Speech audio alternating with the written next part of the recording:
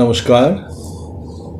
ভগবান শ্রী শ্রী রামকৃষ্ণ পরমহংসদেব, পরমারাধ্যা শ্রী শ্রী মা শারদামণি এবং বীর সন্ন্যাসী স্বামী বিবেকানন্দের রাতুল চরণে আমার ভক্তিপূর্ণ ভূমিষ্ঠ প্রণাম জানিয়ে শুরু করছি ভক্তের দরবার ইউটিউব চ্যানেলে শ্রীরামকৃষ্ণ ভক্তমালিকা পাঠ। আমি ভূমিষ্ঠ প্রণাম জানাচ্ছি পরম পূজ্যপাদ শ্রীমৎ স্বামী গম্ভীরানন্দ মহারাজজির রাতুল চরণে। আজকে পড়ব স্বামী অদ্ভুতানন্দ মহারাজের জীবন কথা।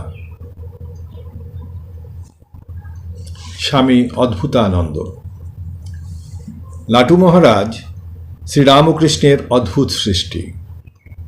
স্বামী বিবেকানন্দ বলিয়াছিলেন, লাটু যেরূপ পারিপার্শ্বিক অবস্থার মধ্য হইতে আসিয়া অল্পদিনের মধ্যে আধ্যাত্মিক জগতে যতটা উন্নতি লাভ করিয়াছে, আর আমরা যে অবস্থা হইতে যতটা উন্নতি লাভ করিয়াছি, এ তদুভয়ের তুলনা করিয়া দেখিলে সে আমাদের অপেক্ষা অনেক বড়। আমরা সকলেই উচ্চ বংশজাত এবং লেখাপড়া শিখিয়া মার্জিত বুদ্ধি লইয়া ঠাকুরের নিকট আসিয়াছিলাম। লাটু কিন্তু সম্পূর্ণ নিরক্ষর।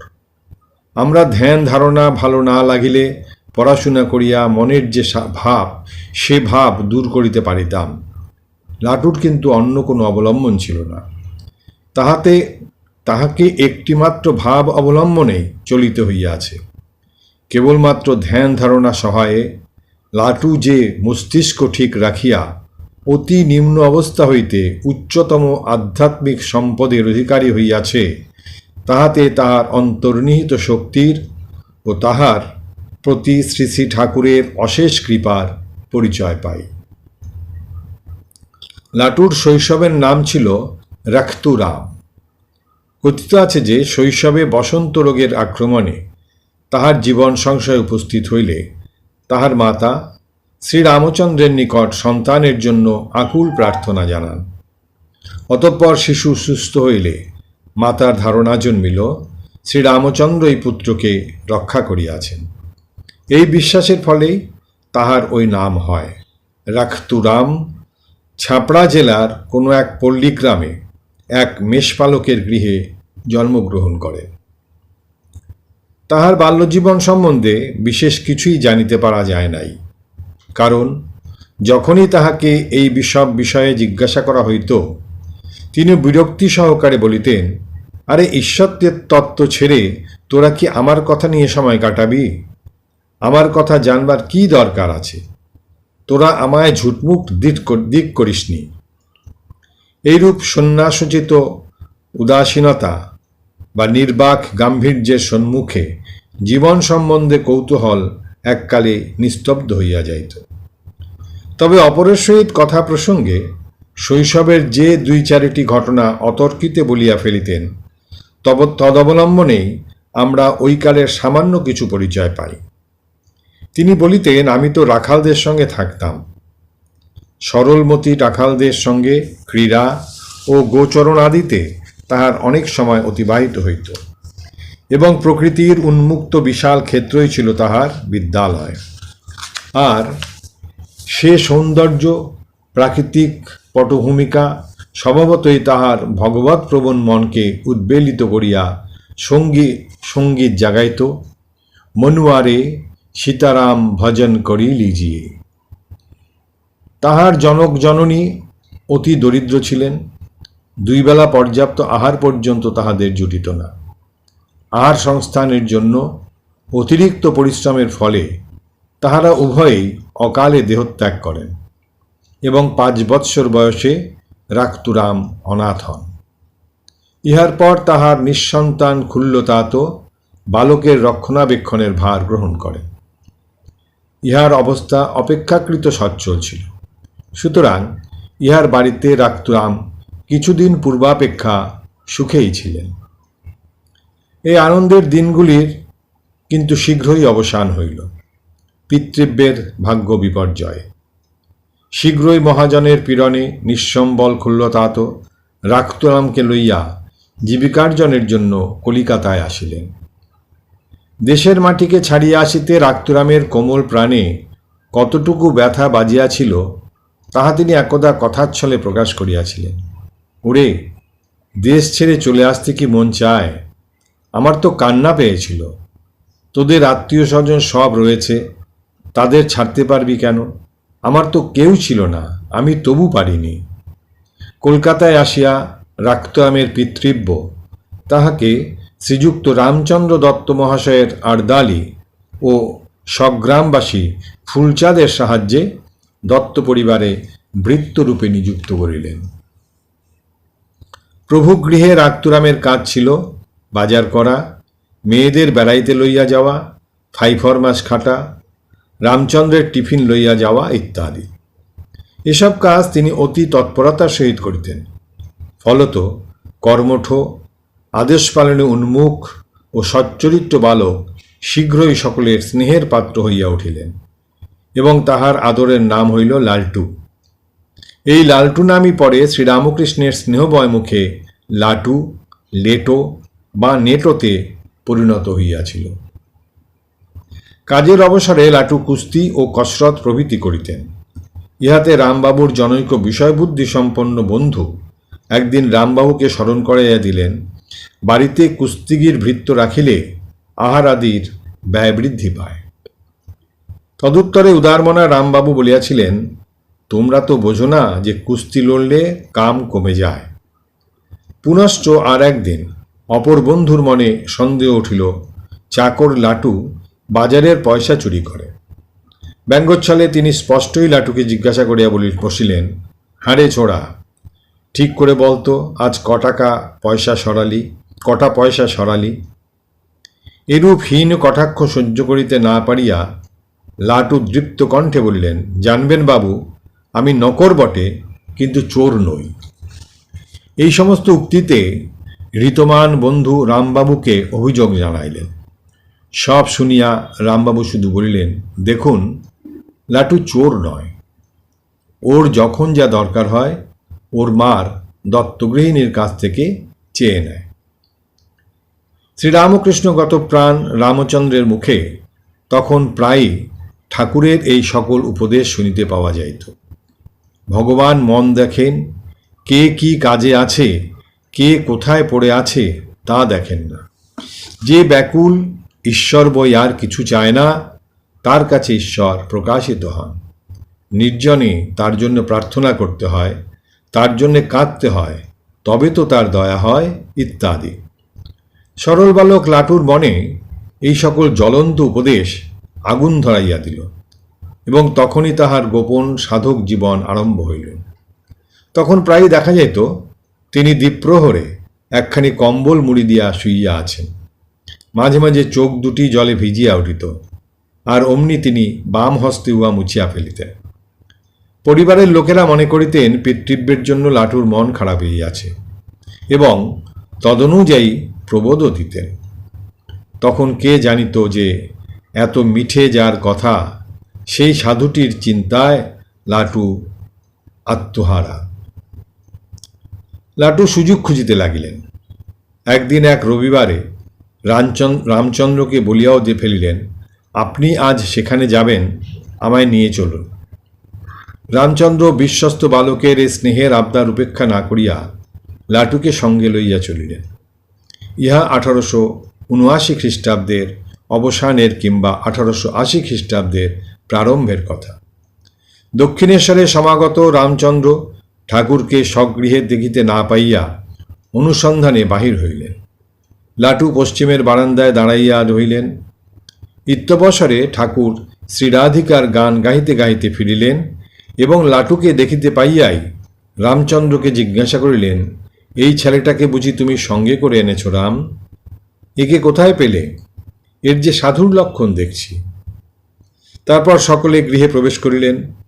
লাটুর মনই তাহাকে জানাইয়া দিল, ইনিই তার বহু বাঞ্ছিত সাধু। তিনি তাহাকে পায়ে ধরিয়া প্রণাম করিলেন এবং করজোরে দাঁড়াইয়া শুনিতে লাগিলেন। ঠাকুর বলিতেছেন, যারা নিত্যসিদ্ধ তাদের জন্মে জন্মে জ্ঞান হয়েই এসেছে। তারা যেন পাথর চাপা ফোয়ারা, মিস্ত্রি এখানে সেখানে ওস্কাতে ওস্কাতে যেই এক জায়গায় চাপটা সরিয়ে দেয় অমনি ফোয়ারার মুখ থেকে ফরফর করে জল বেরোতে থাকে। এই কথা বলিতে বলিতে ঠাকুর হঠাৎ লাটুকে ছুঁইয়া দিলেন। সহসা লাটুর রোমাঞ্চ হইল, ওষ্ঠদ্বয় ঘন ঘন কম্পিত হইতে লাগিল, আর দর দর ধারে অশ্রু বিগলিত হইতে লাগিল। লাটু তখন আর এই জগতে নাই।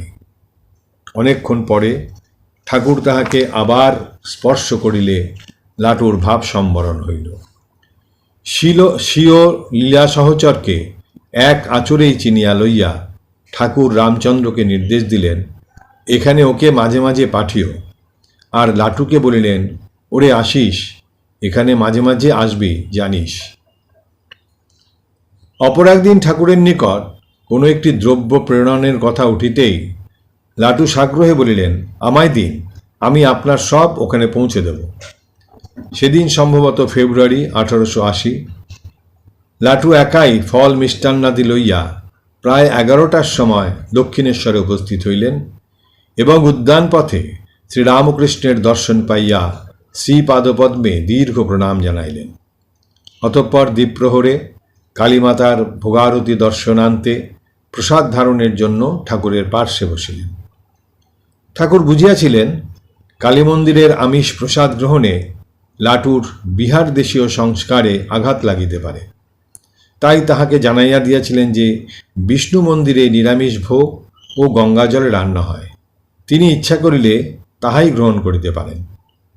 লাটু অতশত না বুঝিয়া সরলভাবে বলিলেন, আপনি যা পাবেন আমি তাই খাব, আমি তো আপনার প্রসাদ পাব, তাছাড়া আর কিছু খাব না।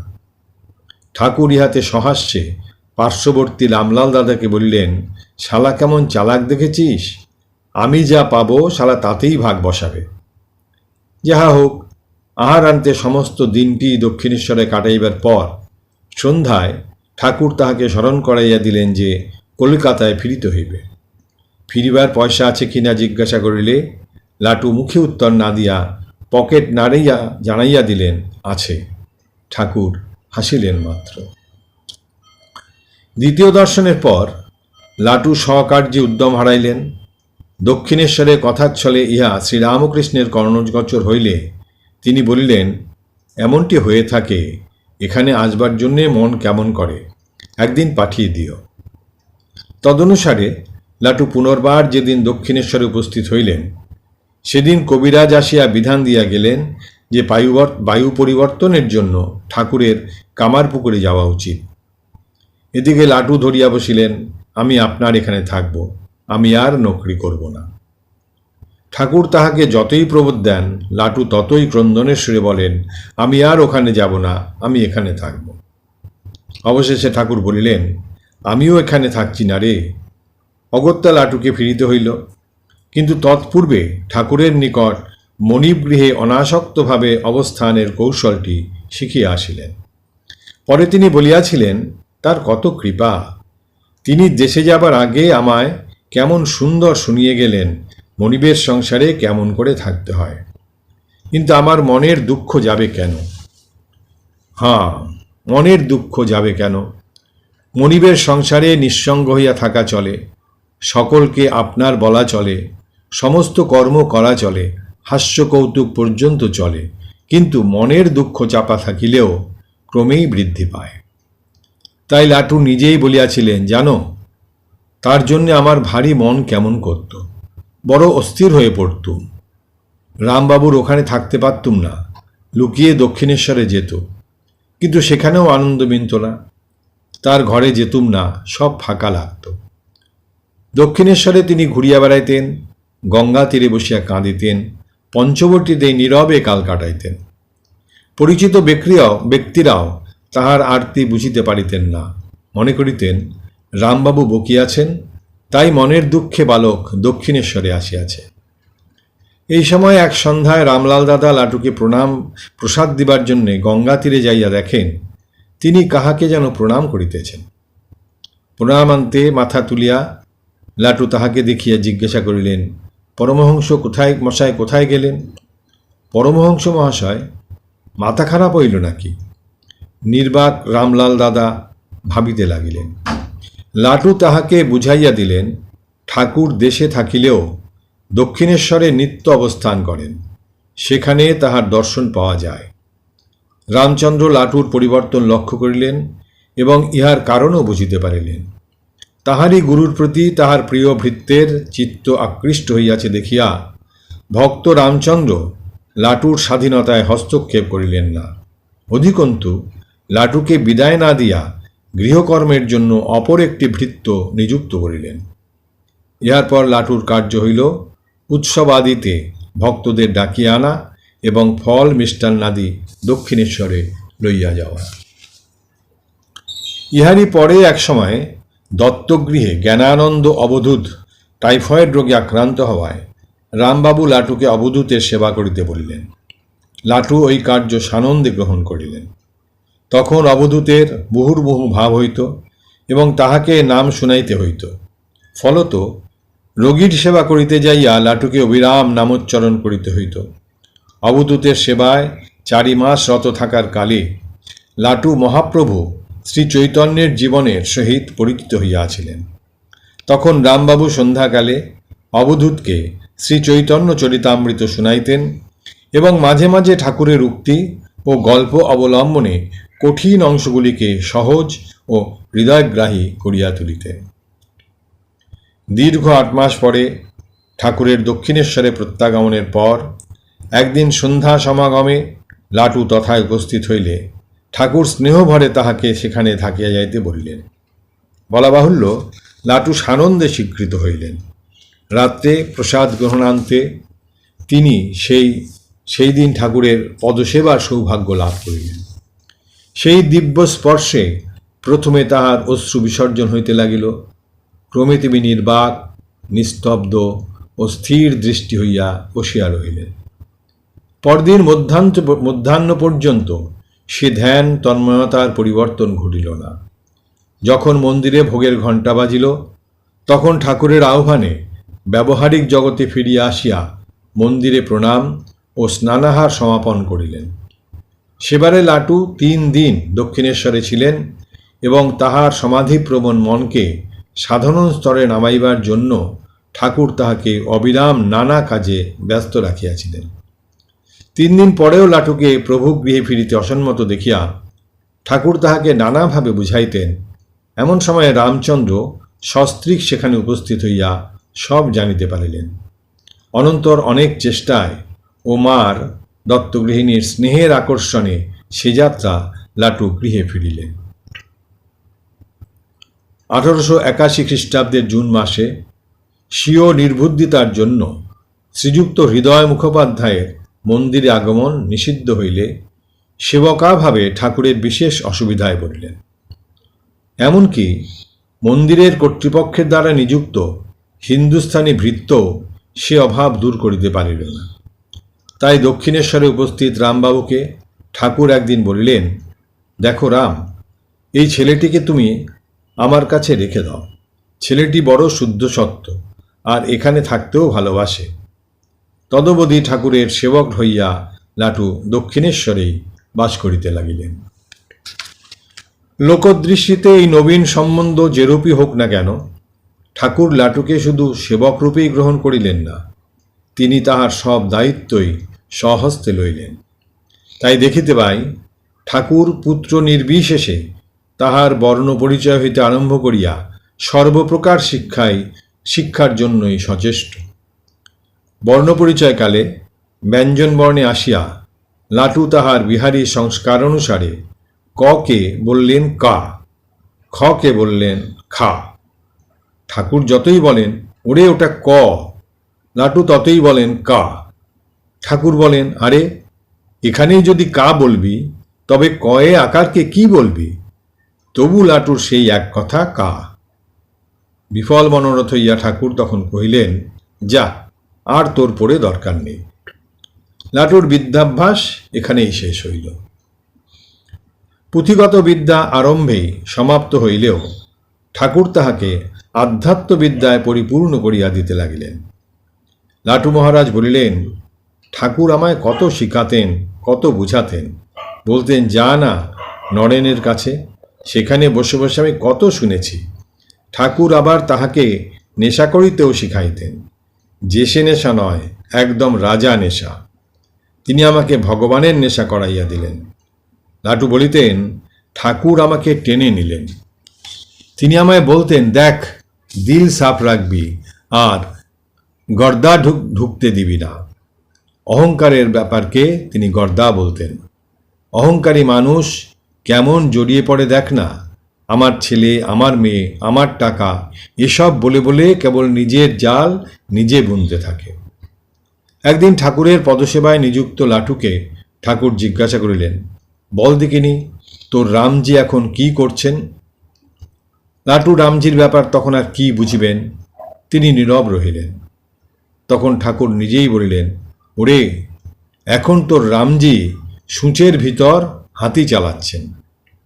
লাটু উহার তাৎপর্য গ্রহণ করিয়া পরে বলিয়াছিলেন, আমার এতটুকু আধার, আমার মধ্যে তিনি সাধন ঢেলে দিচ্ছিলেন। কুস্তিগীর লাটু খুব খাইতে ভালো পারিতেন। একবারে অনেকটা আটা উদরস্থ হইয়া যাইত।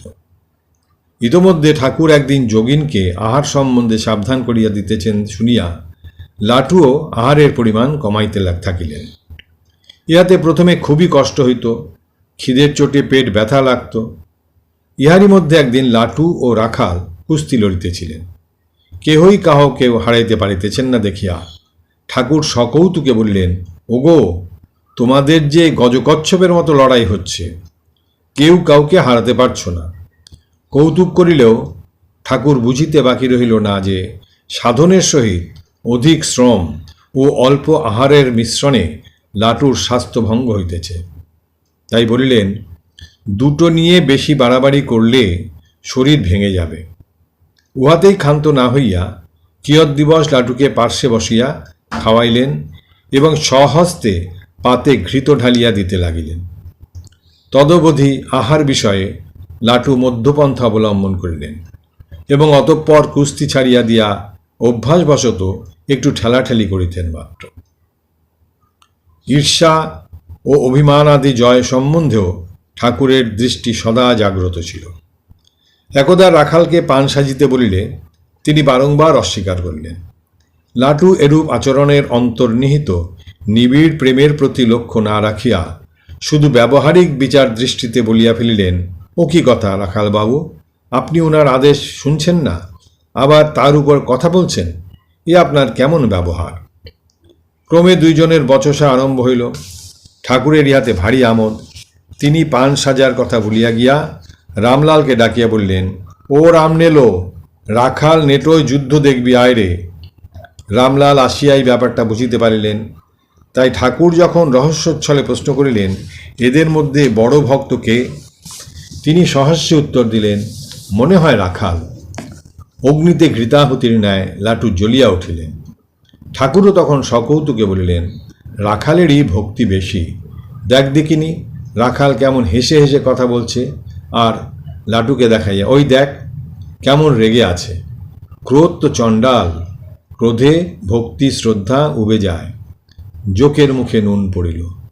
লাটু অপরাধ স্বীকারপূর্বক চুপ করিলেন। তখন ঠাকুর বুঝাইয়া বলিলেন, পান খাওয়ার ইচ্ছা হয়েছিল দেহের, তাই রাখাল অমান্য করতে পেরেছে। দেহের ভেতর যিনি, তার ইচ্ছা হলে রাখালের সাধ্য ছিল না অমান্য করে। বিতণ্ডার পরে অবশেষে লাটুই পান সাজিলেন। একদিন দক্ষিণেশ্বরে জনৈক ভক্তের অসভ্যতা দেখিয়া লাটুর ধৈর্যচ্যুতি হইল এবং উক্ত ভক্তকে বেশ একটু ভৎসনা করিলেন।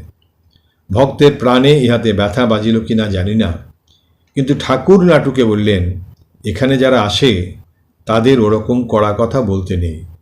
একে তো তারা সংসারের জ্বালায় জ্বলছে, এখানে এলে তোরা যদি তাদের বেয়াদবিতে এত কড়া কথা বলে দুঃখ দিবি, তাহলে তারা যায় কোথায় বলতো? ইহাতেও নিবৃত্ত না হইয়া পরদিন লাটুকে ভক্তটির নিকট পাঠাইলেন, যাহাতে তাহার মনোকষ্ট দূরীভূত হয়।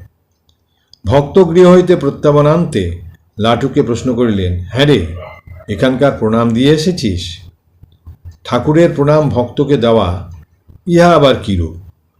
লাটু কি আর উত্তর দেবেন, কিন্তু ঠাকুরের প্রণাম জানাইতে তাহাকে পুনর্বার ভক্তগৃহে যাইতেই হইল। এদিকে প্রণামের কথা শুনিয়াই ভক্তটি কাঁদিয়া আকুল হইলেন এবং লাটুও তখন তাহার ভক্তির প্রতি প্রকৃষ্ট পরিচয় পাইয়া স্বীয় ভ্রম বুঝিতে পারিলেন।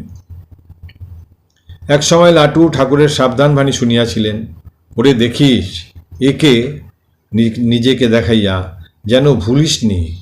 একে বলিতে লাটু পাছে দেহমাত্রকে বুঝেন। এজন্য ঠাকুর সেদিন কথা প্রসঙ্গে নিজের মধ্যে যে ভগবান আছেন তাহারই প্রতি স্পষ্টত লাটুর দৃষ্টি আকর্ষণ করিয়াছিলেন।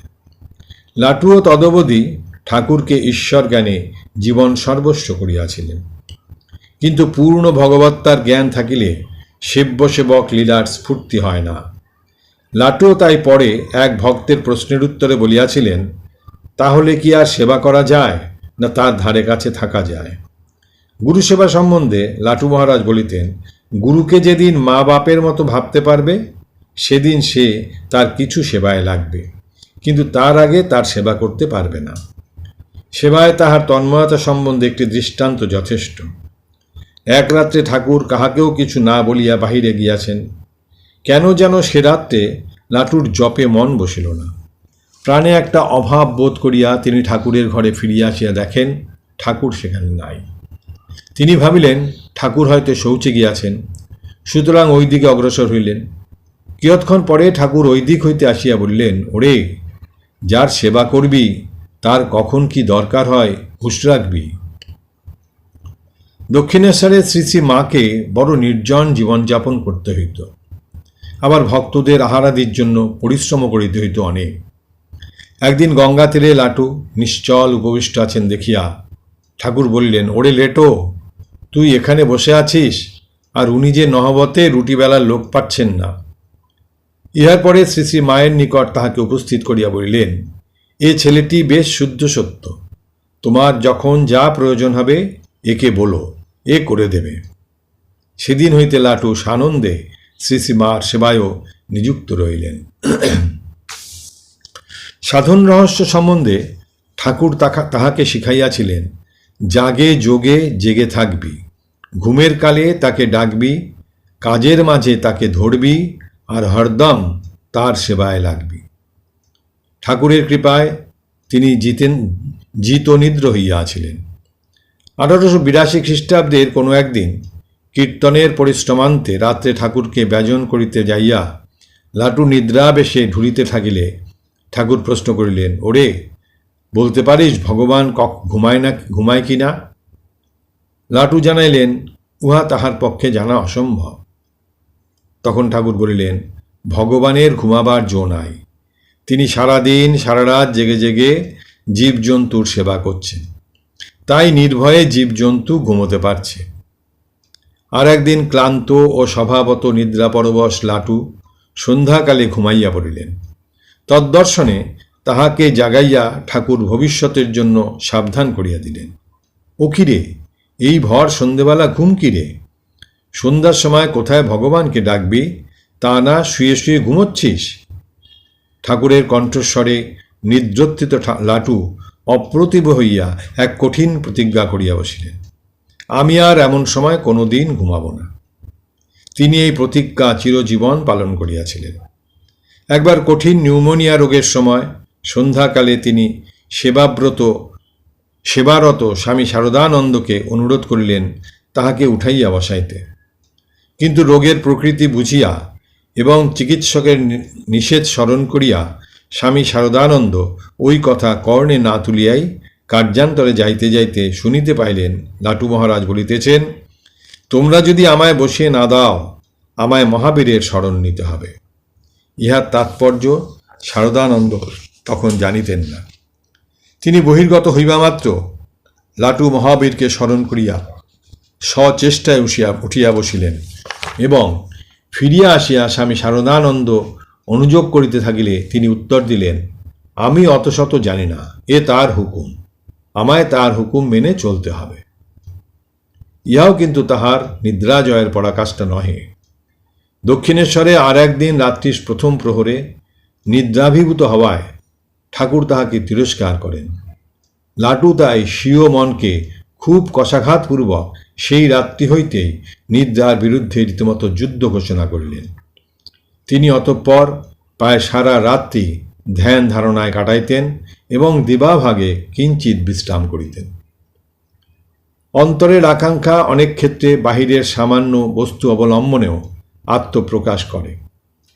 1884 অব্দে একদিন লাটু সমবয়স্কদের সহিত গোলকধাম খেলিতে বসিয়া সৌভাগ্যক্রমে প্রথমবারেই 7 চিত ফেলিয়া খুঁটি একেবারে গোলকধামে তুলিয়া দিলেন।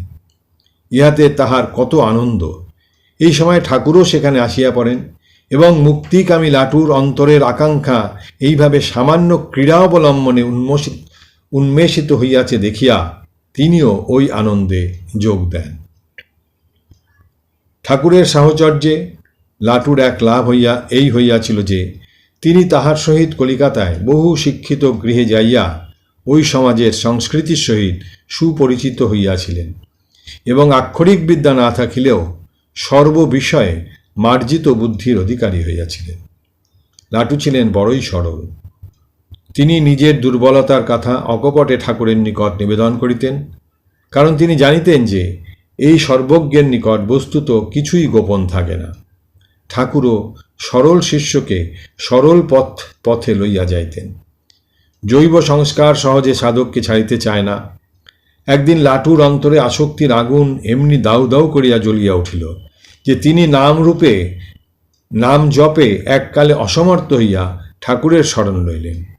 ঠাকুর সব শুনিয়া বললেন, তাও আসবে যাবে, কিন্তু নামকে ছাড়িসনি। ঠাকুরের উপদেশে তিনি মনোজয়ে সমর্থ হইয়াছিলেন। ঠাকুরের মুখে ভিক্ষার প্রশংসা শুনিয়া লাটু মধ্যে মধ্যে ভিক্ষায় বাহির হইতেন।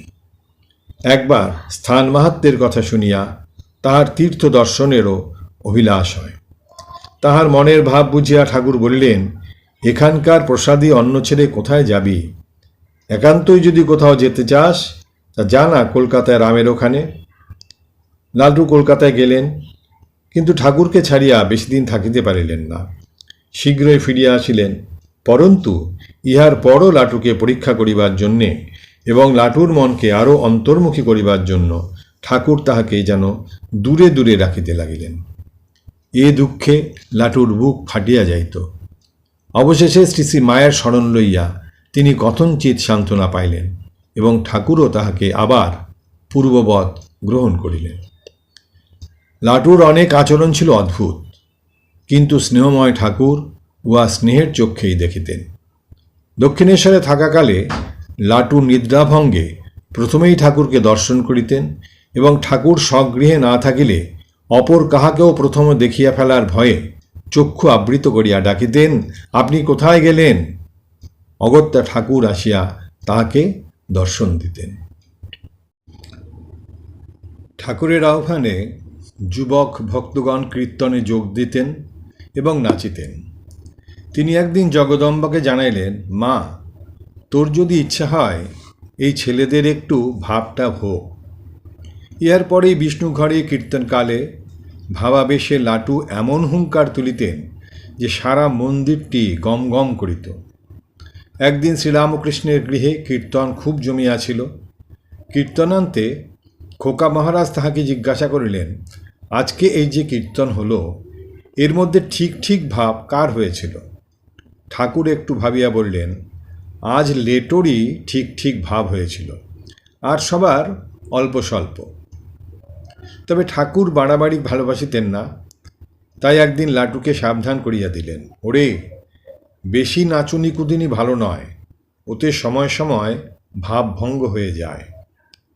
ভাবকে গোপন করতে না পারলে ভাব অন্তর্মুখী হতে চায় না। এক ব্রাহ্ম মুহূর্তে সকলকে আপন প্রকোষ্ঠে ধ্যানে বসাইয়া ঠাকুর গান ধরিলেন, জাগমা কুলকুণ্ডলিনী ইত্যাদি। হঠাৎ লাটু উহুরাবে চিৎকার করিয়া উঠিলেন। শ্রবণ মাত্র শ্রীরামকৃষ্ণ তাহার 2 স্কন্ধে হস্ত স্থাপন পূর্বক চাপিয়া ধরিলেন। লাটু যেন আসনে থাকিতে পারিতেছিলেন না। শীঘ্রই বাহ্যজ্ঞান হারাইলেন, কিন্তু ঠাকুরের ধ্যান সমভাবেই, গান সমভাবেই চলিতে লাগিল। অপর একদিন লাটু শিব মন্দিরে ধ্যানে প্রেরিত হইয়া অল্প পরেই ধ্যানযোগে কালাতীত অবস্থায় উপনীত হইলেন। অপরাহ্ন উপস্থিত, তবু তিনি বাহ্যক জ্ঞান শূন্য। সংবাদ পাইয়া ঠাকুর শিব মন্দিরে গেলেন এবং পাখা লইয়া লাটুকে বাতাস করিতে লাগিলেন। শীতল বায়ু স্পর্শে লাটুর শরীর ক্রমে কাঁপিয়া উঠিল। তখন ঠাকুর বললেন, ওরে, বেলা যে গড়িয়ে এলো, সন্ধে টন্ধে সাজাবি কখন? ধ্যানোত্থিত লাটু ঠাকুরকে বিজন করিতে দেখিয়া বড়ই অপ্রতিভ হইয়া পড়িলেন এবং অপরাধীর ন্যায় জানাইলেন যে শিবের দিকে দৃষ্টি নিবদ্ধ রাখিতে রাখিতে তাহার সম্মুখে এক জ্যোতি আবির্ভূত হয়, উহাতে সমস্ত গৃহ পূর্ণ হইয়া যায়। তারপর তিনি আর কিছুই অবগত নহেন। ঠাকুর শুধু বলিলেন, বেশ বেশ, এরকম আরও কত দেখবি, এখন এক গ্লাস জল খা দেখিন। এই বলিয়া সস্নেহে জল দিলেন। একসময় লাটু ধ্যান করিতে গিয়া অল্প পরেই মাটিতে মুখ গুজিয়া গোঁ গোঁ করিতে লাগিলেন। অল্পক্ষণ মধ্যেই ঠাকুর তথায় আসিয়া তাহাকে চিৎ করিয়া শোয়াইলেন এবং বুকে ডলিয়া সহজাবস্থায় আনিলেন। অতঃপর বলিলেন, চুপ কর শালা, চুপ কর, তুই বুঝবি আজ মা কালীকে দেখেছিস। অপর এক গভীর রাত্রে ঠাকুর ত্যাগী সন্তানদিগকে ধ্যানের জন্য বিভিন্ন স্থানে পাঠাইয়া দিলেন। ধ্যানান্তে লাটু বেলতলা হইতে ফিরিলে বলিলেন, আজ লেটোর পুনর্জন্ম হয়েছে। একবার লাটু পঞ্চবটিতে ধ্যানে ডুবিয়া আছেন। ঠাকুর বিষ্ণুঘরের পুরোহিতের দ্বারা লাটুকে ডাকিয়া পাঠাইলেন, কিন্তু লাটু নিশ্চল নিথর। তখন নরেন্দ্র তথায় উপস্থিত হইয়া পরীক্ষার্থে একখণ্ড কাষ্ঠ লইয়া বৃক্ষ শাখায় সজোরে আঘাত করিতে লাগিলেন। লাটু তথাপি ভ্রূক্ষেপহীন। অবশেষে ঠাকুর তথায় উপস্থিত হইয়া লাটুর অবস্থা জ্ঞাত হইলেন এবং নরেন্দ্রকে ঐরূপ করিতে নিষেধ করিলেন। এই সময় লাটু সারা রাত্রি ধ্যান ধারণায় কাটাইতেন এবং দিবাভাগেও উহার রেশ চলিত। ঠাকুর তাই বলিয়াছিলেন, লেটো চড়েই আছে, ক্রমে লীন হবার জো। ইতোমধ্যে ঠাকুর গলরোগে আক্রান্ত হইয়া চিকিৎসার্থে শ্যামপুকুরে আসিলেন। সেবক লাটুও সঙ্গে আসিলেন। এখানে একদিন লাটু ভাবাবেশে গায়ের জামা ছিঁড়িতে থাকিলে ঠাকুর তৎক্ষণাৎ বোতাম খুলিয়া বুকে হাত বুলাইয়া দিলেন। ক্রমে লাটুর ভাব শান্ত হইল, কিন্তু এইরূপ ভাবসমাধি চলিতে থাকিলেও লাটু ঠাকুরের সেবায় সর্বদা তৎপর থাকিতেন, স্বেচ্ছায় অবহেলা করিতেন না। তিনি বলিয়াছিলেন, তার সেবাই তো আমাদের জীবন উপাসনা, আমাদের কি আর অন্য উপাসনা আছে? ঠাকুর তাহাদিগকে শিখাইতেন কিরূপে নিঃশ্বাস ফেলিতে হয়, কোন দিকে মুখ রাখিতে হয়, কত মন্ত্র জপ করিতে হয়, কিন্তু লাটু জানিতেন আসল উপাসনা হচ্ছে তার সেবায়। অতঃপর কাশীপুরের অধ্যায় আরম্ভ হইল। সেখানেও লাটু সেবার সহিত সাধনায় রত রহিলেন। একদিন ঠাকুরের মাথায় হাত বুলাইতে বুলাইতে অকস্মাৎ ঠাকুর হাত থামিয়া গেল, লাটুর হাত থামিয়া গেল। দেহ স্থির, চক্ষু নিস্পন্দ। 2-4বার ডাকিয়া কিংবা গায়ে হাত দিয়াও সাড়া পাওয়া গেল না। এই ঘটনাটিকে লক্ষ্য করিয়া লাটু মহারাজ পরে বলিয়াছিলেন, একদিন তো কাশীপুরে ওনার মাথায় হাত বুলাচ্ছিলুম, তখন আমার সামনে সেই মুল্লুক খুলে গেল। সেই মুল্লুকে যা দেখেছি তা চোখ ধরতে পারিনি, যা সাধন করেছি তা জীব নিতে পারেনি। ঠাকুরের দেহত্যাগের পর শ্রী শ্রী মায়ের বৃন্দাবন যাত্রার সময় অনেকেই সঙ্গে চলিলেন। লাটু তাহাদের অন্যতম। বৃন্দাবনে অবস্থানকালে লাটুর আহার আদির কিছুই ঠিক থাকিত না। অনেক সময় নিজের রুটি বানরকে দিয়া আবার মায়ের নিকটে রুটির জন্য আবদার করিতেন। ওই সময় তিনি কিছুদিন অপরের অজ্ঞাতসারে যমুনা পুলিনে তপস্যা করিয়াছিলেন। অবশেষে 1887 খ্রিস্টাব্দের প্রথম ভাগে শ্রীযুক্ত রামচন্দ্র দত্তের একটি কন্যা আগুনে পুড়িয়া মারা গিয়াছে, এই সংবাদ পাইয়া শ্রী শ্রী মা লাটুকে কলিকাতায় পাঠাইয়া দেন। কলিকাতায় পৌঁছিয়া লাটু 2-4 দিন দত্তগৃহে অতিবাহিত করিয়া বরাহনগর মঠে চলিয়া গেলেন। তথায় সন্ন্যাস গ্রহণান্তে তাহার নাম হইল অদ্ভুতানন্দ। সন্ন্যাসী অদ্ভুতানন্দ একাদিক্রমে 1.5 বৎসর বরাহনগরে কঠিন তপস্যায় মগ্ন ছিলেন। সম্ভবত 1888 খ্রিস্টাব্দের শীতকালে তাহার নিউমোনিয়া হয়। তাহার অনেক আচরণই অনন্য সাধারণ ছিল। অশোকের সময়ের একটি ঘটনা পূর্বে লিপিবদ্ধ হইয়াছে। আর একটি ঘটনা এই, একদিন শীত নিবারণের জন্য ঘরে মালসা করিয়া আগুন দেওয়া হইলে এবং ঘরের চারদিক বন্ধ করা হইলে তিনি চিৎকার করিয়া উঠিলেন, আমাকে মেরে ফেললে রে বাপ, আমি আর কারুর কথা শুনব না, ছাদে গিয়ে শোব। সঙ্গে সঙ্গে উঠিয়া পড়িলেন। অগত্যা মালসা সরাইতে হইল এবং চারিদিক খুলিতে হইল। আরোগ্য লাভান্তে তিনি রামচন্দ্রের গৃহে যাইয়া কয়েক মাস ছিলেন। অতঃপর মঠে পুনরাগমন করেন এবং তথায় ৩-৪ মাস বাস করিয়া বেলুড়ে নীলাম্বরবাবুর উদ্যান বাটিতে শ্রী শ্রী মায়ের নিকট চলিয়া যান। নীলাম্বরবাবুর বাটি হইতে মা পুরীধামে গমন করিলে লাটু মহারাজ পুনর্বার বরাহনগর মঠে আগমন করেন। এই বিভিন্ন সময়ে তিনি বরাহনগরে কিরূপ জীবনযাপন করিতেন তাহা কিঞ্চিত আভাস কয়েকটি ঘটনা ও উক্তি হইতে পাওয়া যায়। শারদানন্দজি একবার বলিয়াছিলেন, রাত্রে লেটো ঘুমায় না। সে প্রথম রাত্রে ঘুমানোর ভান করে নাক ডাকায়, সকলে ঘুমিয়ে পড়লে উঠে মালা জপ করতে বসে। এই তথ্য আবিষ্কারের ইতিহাস বড়ই উপভোগ্য। এক রাত্রে খটখট শব্দ শুনিয়া শারদানন্দজি ভাবিলেন ইঁদুর আসিয়াছে। তিনি তাড়া দিলে আওয়াজ বন্ধ হইল। আবার অল্প পরে সেই খটখট, সঙ্গে সঙ্গে অনুরূপ তাড়া ও তাহার ফলে শব্দ বন্ধ হওয়া। বারবার এরূপ হওয়াতে স্বামী শারদানন্দের মনে সন্দেহ জাগিল। তাই তথ্য আবিষ্কারের জন্য পরের রাত্রে লণ্ঠনাদির যথাযথ ব্যবস্থা করিয়া রাখিলেন এবং যেই ঐরূপ শব্দ হইল অমনি ঝটিতি আলো জ্বালিয়া দেখেন লাটু মহারাজ জপে নিরত। তাহারই ঘূর্ণায়মন মালার শব্দ হইতেছে ঐরূপ। স্বামী রামকৃষ্ণানন্দ বলিয়াছিলেন, লাটুকে ডেকে না খাওয়ালে তার খাওয়ার হুঁশ থাকত না। এমন কতদিন হয়েছে যে আমাদের সকলকার খাওয়া হয়ে গেছে, ডেকে তার সাড়া না পেয়ে ঘরে তার খাবার নিয়ে আসা হয়েছে। দুপুর গেছে, সন্ধে গেছে, সেই রাত্রে তাকে ডাকতে গেছি, লাটু সেই একইভাবে চাদর মুড়ি দিয়ে শুয়ে আছে আর দুপুরের খাবার তেমনি পড়ে আছে। অনেক ডাকাডাকি হাঙ্গামা হুজ্জুত করে তবে তাকে খাওয়ানো হতো। 1892 অব্দে মঠ আলমবাজারে উঠিয়া গেল। এখানে লাটু মহারাজ থাকেন নাই বলিলেই চলে, মাঝে মাঝে আসিতেন মাত্র। আলমবাজার মঠের একটি ঘটনায় ঠাকুরের প্রতি তাহার ঐকান্তিক ভক্তি এবং ভুল দেখাইয়া দিলে তাহা বিনা দ্বিধায় স্বীকার করার প্রবৃত্তির প্রমাণ পাওয়া যায়।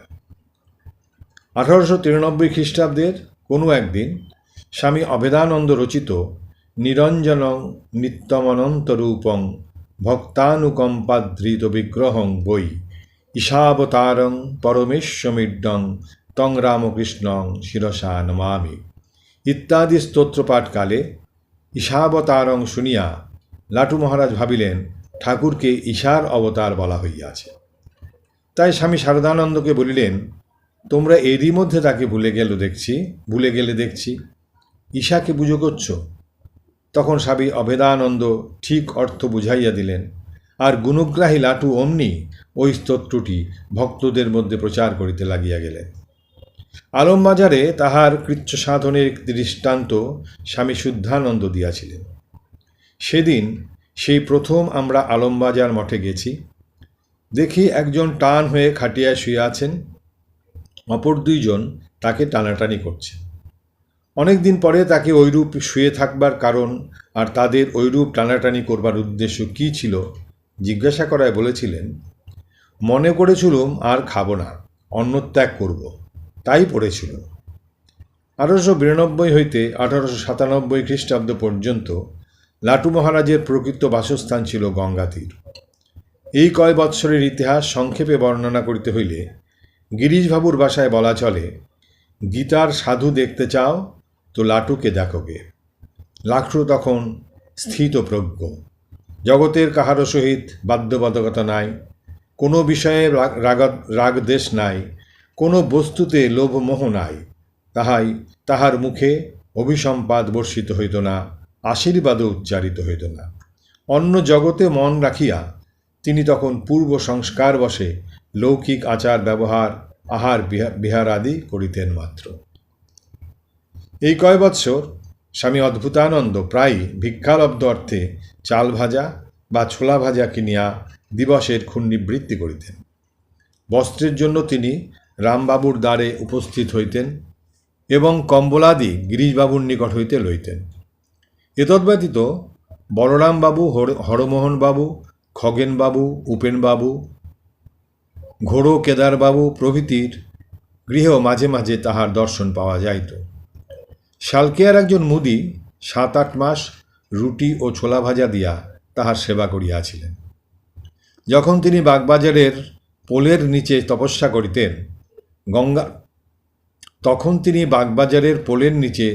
করিতেন গঙ্গা তীরে অবস্থানকালে অনেক দিন তিনি ভিজা ছোলা খাইয়া দিন কাটাইতেন।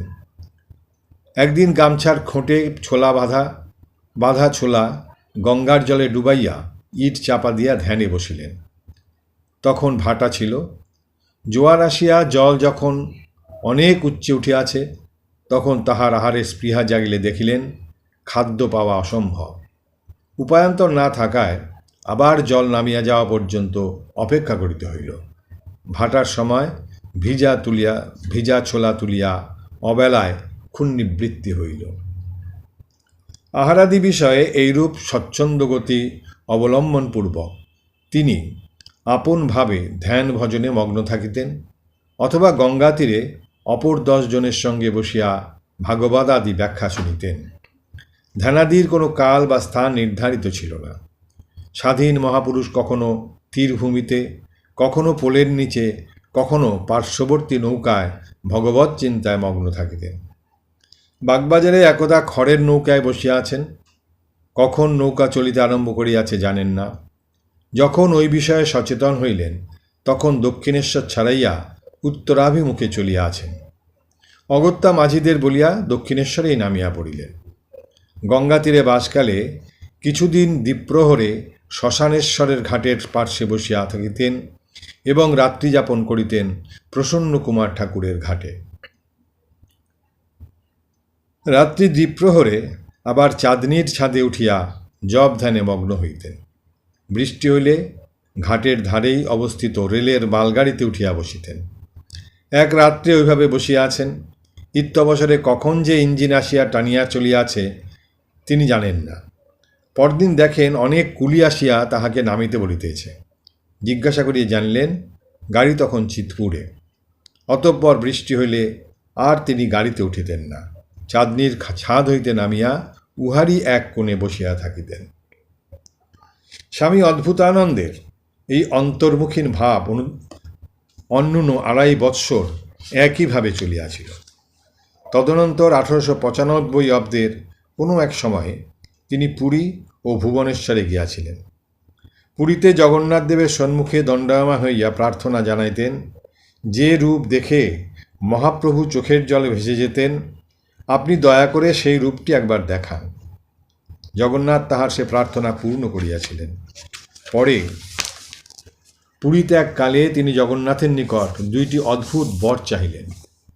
বেশি ঘুরতে টুরতে পারব না, আর যা খাই তাই যেন হজম হয়ে যায়।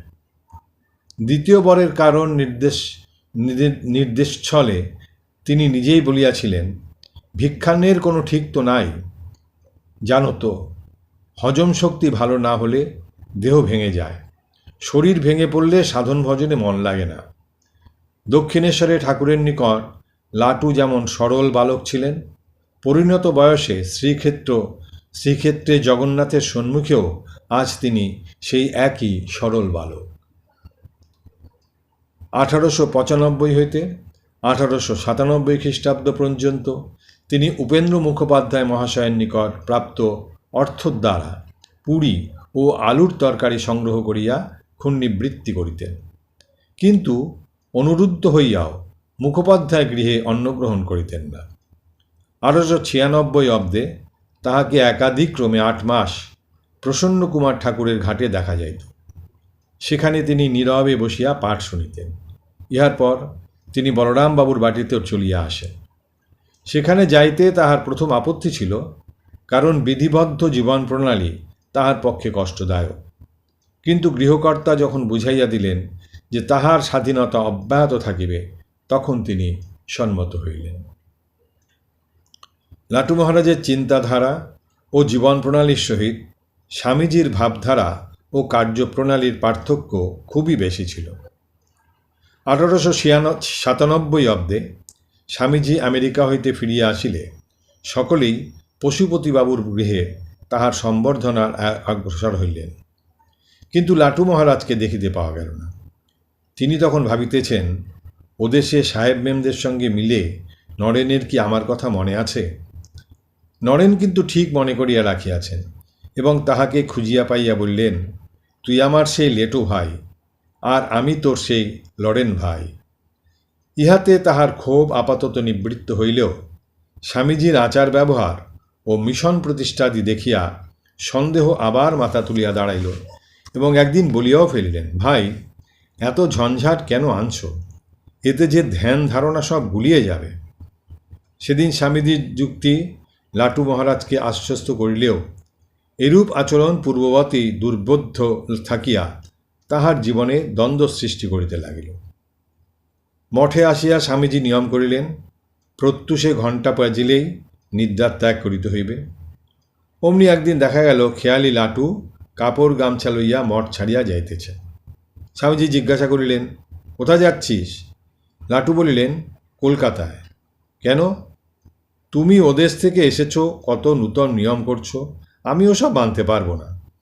আমার মন এখনও এমন ঘড়ি ধরা হয়নি যে তুমি ঘণ্টা বাজাবে আর আমার মন অমনি ধ্যানে বসে যাবে।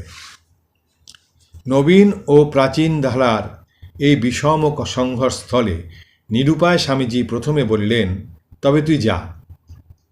কিন্তু ফটক পার হইতে না হইতে তাহাকে ধরিয়া আনিয়া কহিলেন, তোকে এই নিয়ম মানতে হবে না। যারা নূতন এসেছে তাদের জন্য এই নিয়ম করা হয়েছে।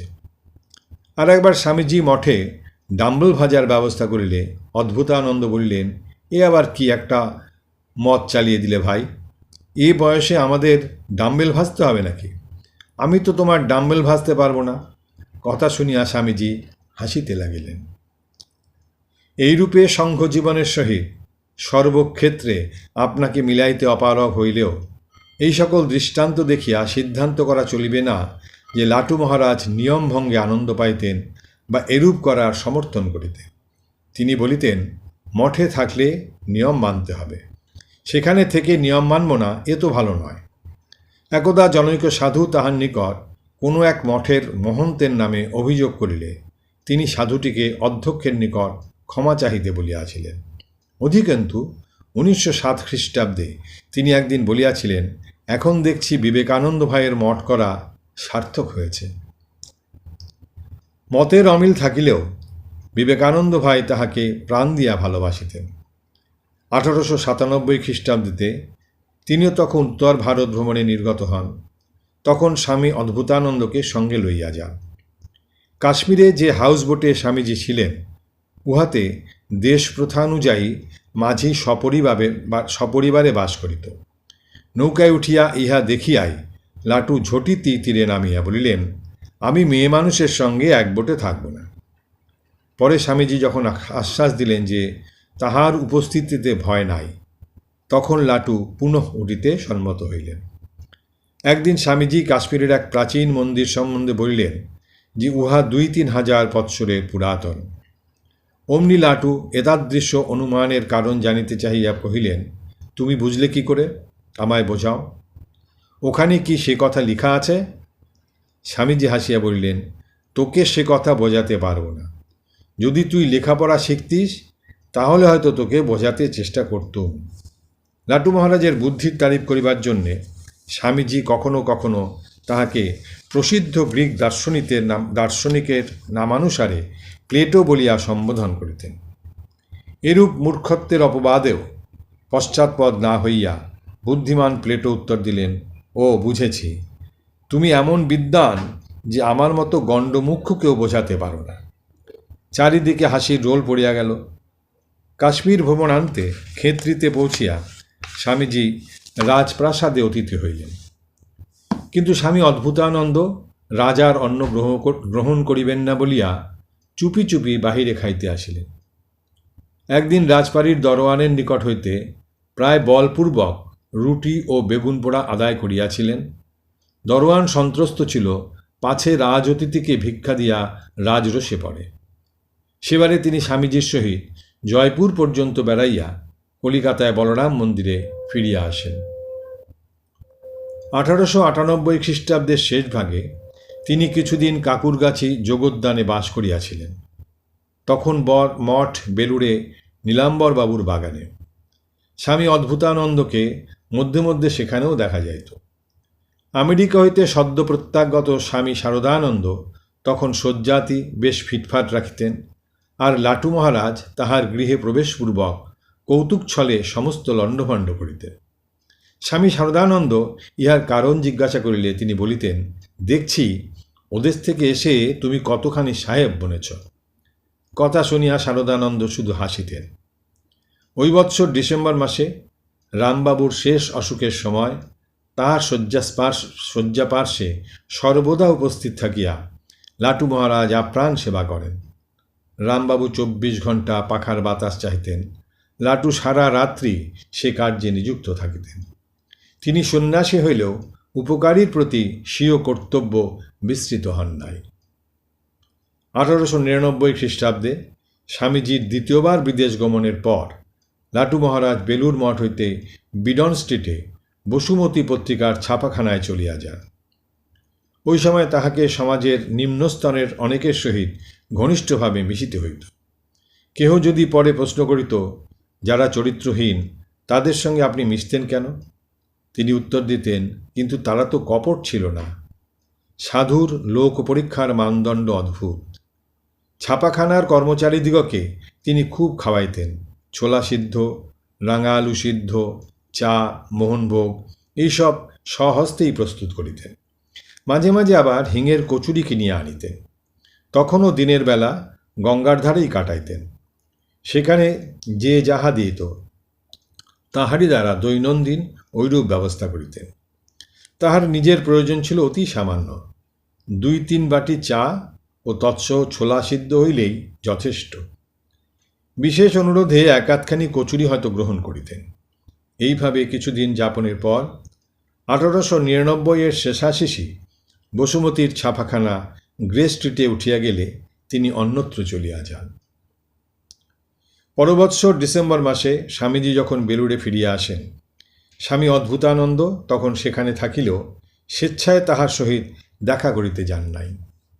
স্বামীজি তাহাকে খুঁজিয়া গঙ্গাতীর হইতে আনিয়াছিলেন, কিন্তু স্বামীজির শত চেষ্টা সত্ত্বেও প্রণালীবদ্ধ সঙ্গজীবনের মধ্যে তিনি আবদ্ধ হন নাই। এমনকি 1901 অব্দে স্বামীজি তাহাকে মঠের ট্রাস্টি করিতে চাহিলে তিনি অস্বীকৃত হইয়া বললেন, আমার ওসব ঝঞ্ঝাট ভালো লাগে না, আমি ওসবের মধ্যে থাকব না। লাটু মহারাজ নিরক্ষর হইলেও শাস্ত্রের বাণী তাহার নিকট শুধু কথার কথা না হইয়া প্রাণের ব্যথা স্বরূপ ছিল। স্বামী শুদ্ধানন্দের সহিত একদিন তিনি পণ্ডিত শশধর তুর্কামণির তর্কচূড়ামণির উপনিষদ ব্যাখ্যা শুনিতে গিয়াছিলেন।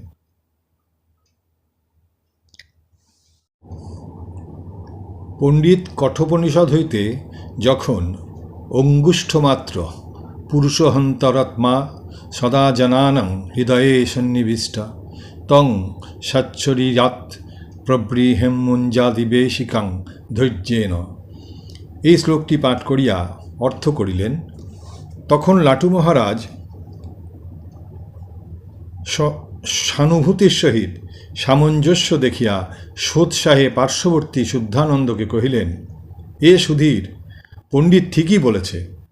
কথাটি তিনি একটু উচ্চস্বরে বলিয়া ফেলিলেন। অপরের যে ইহাতে দৃষ্টি আকৃষ্ট হইতে পারে এবং বিপরীত মন্তব্যের অবকাশ ঘটিতে পারে, সেদিকে ভ্রুক্ষেপ ছিল না। একবার বলিয়াই কিন্তু তৃপ্ত হইল না। অন্তরের উদ্বেলিত আনন্দ তরঙ্গের ন্যায় ক্ষণে ক্ষণে বাহিরের বেলাভূমিতে ঝাঁপাইয়া পড়িতে লাগিল। আর স্বামী শুদ্ধানন্দের গা ঠেলিয়া কহিতে লাগিলেন, এ সুধীর, পণ্ডিত ঠিক বলেছে।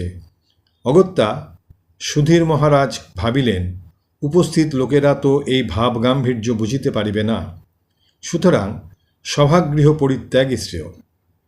আবাসস্থলে ফিরিবার পরেও স্বামী অদ্ভুতানন্দের আনন্দের রেশ একইভাবে চলিতে লাগিল। এমনকি রাত্রেও শুদ্ধানন্দজিকে জাগাইয়া তিনি কহিতে লাগিলেন, এ সুধীর, পণ্ডিত ঠিক বলেছে। একই উচ্চভাবে এইরূপ দীর্ঘকাল তন্ময় থাকার দৃষ্টান্ত ধ্যানসিদ্ধ ব্যক্তি ভিন্ন অন্যত্র বড়ই বিরল। স্বামী শুদ্ধানন্দ তখন তাহার সহিত একই গৃহে থাকিতেন এবং শাস্ত্রালোচনা করিতেন।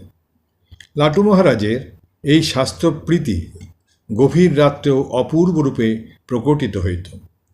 অকস্মাৎ নিশীথকালে তিনি হয়তো আদেশ করিলেন, এই সুধীর, সুধীর, গীতা পাঠ কর। শুদ্ধানন্দ সানন্দে তাহাই করিতেন। সাধারণত মঠের বাহিরে সাধনাদিতে রত থাকিলেও সংঘের প্রতি তাহার অগাধ ভালোবাসা ছিল। বিশেষত স্বামী ব্রহ্মানন্দের ইঙ্গিত বা আদেশ মানিতে তিনি সর্বদা প্রস্তুত ছিলেন। তিনি স্ত্রীলোকের সহিত অধিক মেলামেশা করিতে চাহিতেন না, সাধ্যমতো এড়াইয়া চলিতেন। একবার বলরাম মন্দিরে এক স্ত্রী ভক্ত তাহার ঘরে আসিয়া উপদেশ প্রার্থনা করিলেন। লাটু মহারাজ তাহাকে শ্রী শ্রী মায়ের নিকট যাইতে বলিলেও তিনি বসিয়াই রহিলেন। অধিকন্তু কথা প্রসঙ্গে জানাইলেন যে স্বামী শারদানন্দের আদেশে তিনি আসিয়াছেন। শরৎ মহারাজের নাম শুনিয়াই লাটু মহারাজ বললেন, শরৎ আমার কাছে কেন পাঠালে? আমি রাজাকে, স্বামী ব্রহ্মানন্দকে জানাবো। রাজার হুকুম হলে তোমায় ঠাকুরের কথা শোনাবো, কিন্তু তার হুকুম না পেলে তোমায় কোনো কথা বলবো না। যেই কথা সেই কাজ। তিনি মহারাজের নিকট গেলেন। মহারাজ তখন বলরাম মন্দিরেই ছিলেন। তিনি সব শুনিয়া মহিলাটিকে বললেন, শরতের কথায় ওকে এমনভাবে বিরক্ত করো না, ওতে তোমারই অকল্যাণ হবে। ফলত লাটু মহারাজ একাই ঘরে ফিরিলেন। নিবারণচন্দ্র দত্ত প্রায়ই ঠাকুরদের গান রচনা করিয়া মঠের সাধুদের শোনাইতেন। লাটু মহারাজ ইহাতে বলিয়াছিলেন, দেখো, ঠাকুরদের গান তৈরি করতে নেই, ওতে দরিদ্রই বাড়ে। এই নিষেধ মহারাজের মনঃপূত না হওয়ায় তিনি লাটুকে বলেন, ও গানের ভিতর দিয়ে ঠাকুরের নাম প্রচার করছে, তাতে নিষেধ করা কেন? অমনি সে কথা শিরোধার্য করিয়া লাটু মহারাজ নিবারণকে জানাইলেন, তুমি রাখালকে খুশি করবার জন্যে গান বাঁধতে পারো। বলরাম মন্দিরে থাকাকালেও তিনি যাহা কিছু পাইতেন ভক্ত সেবায় লাগাইতেন। ঐরূপ অর্থভিক্ষার সময় তাহাকে অনেক ক্ষেত্রে অনেক অপমানসূচক কথা শুনিতে হইত। তাই জনৈক ভক্ত একদিন তাহাকে বলিলেন যে গৃহস্থের জন্য সাধুর ভিক্ষা করা অনুচিত, যাহা কিছু প্রয়োজন হইবে অতঃপর ভক্তরাই দিবেন। তর্ক বালিয়াই চলিল। অবশেষে অকস্মাৎ লাটু মহারাজ প্রশ্ন করিলেন, এসব কথা তোমায় কে শিখিয়েছে? আপনারই একজন গুরু ভাই। এই উত্তর শুনিয়া তিনি বলিলেন, ও, তাই তোমাদের এত জেদ? আচ্ছা, তারই কথা থাকবে। রাজাকে, ব্রহ্মানন্দজিকে অনেক দিক ভেবে চলতে হয়। মঠের সুনাম তাকেই যে রক্ষা করতে হয়। পরে তিনি আর যেখানে সেখানে ভিক্ষা চাহিতেন না এবং পরিচিত ক্ষেত্রেও বিচারপূর্বক গ্রহণ করিতেন। একদিন জনৈক ভক্ত তাহাকে কিছু দিলে তিনি না লইয়াই চলিয়া গেলেন এবং কারেন জিজ্ঞাসিত হইলে বলিলেন, আরে, ও এখন নেশার ঝোঁকে আছে, নেশা ছুটে গেলে বলবে শালা আমায় ঠকিয়ে নিয়েছে। 1902 খ্রিস্টাব্দে স্বামীজির দেহত্যাগের কিঞ্চিত পূর্ব হইতে 1912 খ্রিস্টাব্দের অক্টোবর মাসে কাশীধাম যাওয়া পর্যন্ত লাটু মহারাজ প্রায়শ বলরাম মন্দিরেই ছিলেন। মধ্যে একবার রামবাবুর স্ত্রীর শেষ অসুখের সময় এপ্রিল 1930 রামবাবুর বাড়িতে গিয়াছিলেন এবং 1930-এর দুর্গাপূজার পরে কয়েকজন ভক্তসহ উত্তর ভারতের কয়েকটি তীর্থ দেখিয়া আসিয়াছিলেন। বলরাম মন্দিরে লাটু মহারাজের অশেষ গুণাবলীর মধ্যে সহ্যগুণটি বিশেষ অভিব্যক্ত হইয়াছিল। এক মাতাল তাহাকে একদিন খুব কটূক্তি করিতে থাকিলে উপস্থিত ভক্তেরা মাতালকে দণ্ড দিতে অগ্রসর হইলেন। লাটু মহারাজ বারণ করিয়া বলিলেন, দেখো, ও মদ খেয়ে মাতাল হয়ে গালাগালি করছে, আর তোমরা যে মদ না খেয়ে মাতাল হয়ে গালাগালি করছো, কার শাস্তি দেওয়া উচিত বলো তো? ওকে তোমরা আর কি মারবে? মদই ওকে মেরে রেখেছে। এইরূপ বিচারের সম্মুখে সমস্ত শাসন পরাজিত হয়। কলকাতায় এরূপ উচ্ছৃঙ্খল লোকের অভাব নাই, কিন্তু লাটু মহারাজের সহানুভূতিরও কোনো অপ্রাচুর্য ছিল না। রাত্রি 11টায় জনৈক মাতাল দোকান হইতে মাংস কিনিয়া আনিয়া উহা প্রসাদ করিয়া দিতে বলিলে তিনি অম্লান বদনে পাত্রটি সম্মুখে রাখিতে নির্দেশ দিয়া মাতালকে তাহার প্রিয় গান জগৎ দেখো না চেয়ে যাচ্ছি বে সোনার তরণী তরীর উপর শ্যাম কলেবর রাম রঘুমণি ইত্যাদি গাহিতে বলিলেন। গান শেষ হইলে তিনি বলিলেন, প্রসাদ হয়ে গেছে, তুলে নাও। মাতাল ও সানন্দে মাংসপাত্র লইয়া চলিয়া গেল। ধর্মবিশ্বাস সম্বন্ধে তিনি বড়ই উদার ছিলেন। মুসলমানদের ঈদ ও মহরম উপলক্ষে তিনি পীরের দরগায় পূজা পাঠাইতেন।